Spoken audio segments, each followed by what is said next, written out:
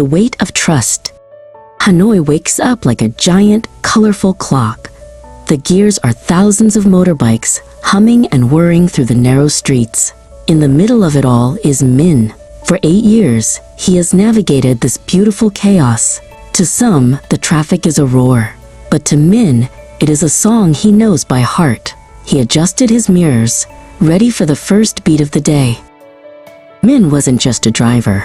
He was a guardian. He remembered his mother's voice every time he kicked the engine to life. When you carry someone, Minh, you also carry their trust, she used to say. She taught him that a journey isn't just about the destination. It's about the person sitting behind him, entrusting their safety to his steady hands. His first passenger of the day was Elena. She stood on the sidewalk, eyes wide as she watched the river of metal and exhaust. She clutched her backpack to her chest like a shield. Minh pulled up and saw the slight tremble in her hands. He didn't just see a passenger.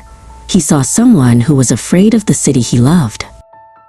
"Take your time," Minh said softly, his voice barely a whisper against the wind. As they merged into the traffic, he felt Elena's grip on the seat handles tighten until her knuckles were white. He slowed his pace, choosing the smoothest lanes.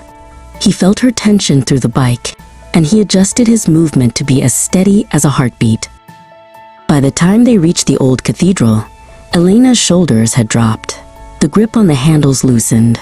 When she hopped off, she wasn't trembling anymore. She handed him the helmet and a genuine smile. "Thank you," she said. Minh nodded, knowing he hadn't just given her a ride. He had given her the courage to see the city. Later that afternoon, Minh met Julian. Julian was the opposite of Elena. He had a camera around his neck and a map that was crinkled from use. "I want to see everything," Julian shouted over the engine. Minh laughed. He could feel the restless energy radiating off Julian. This wasn't a time for slow and steady. This was a time for a story.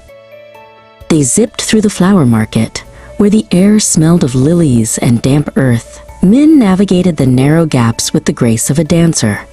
As they rode, he pointed out things the guidebooks missed: the best spot for egg coffee, the hidden alley where his grandfather grew up. Julian leaned into the turns, his camera clicking away. Suddenly, a fruit cart tipped over ahead, sending a golden wave of oranges across the asphalt.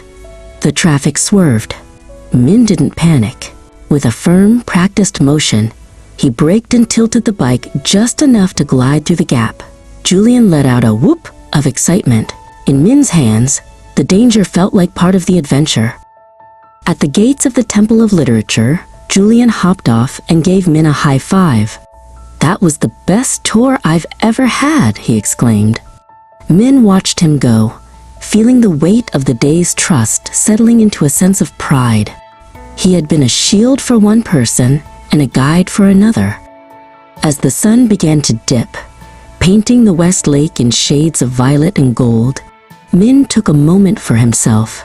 He parked by the water and watched the ripples. The city was loud, fast, and often indifferent. But Minh knew the truth.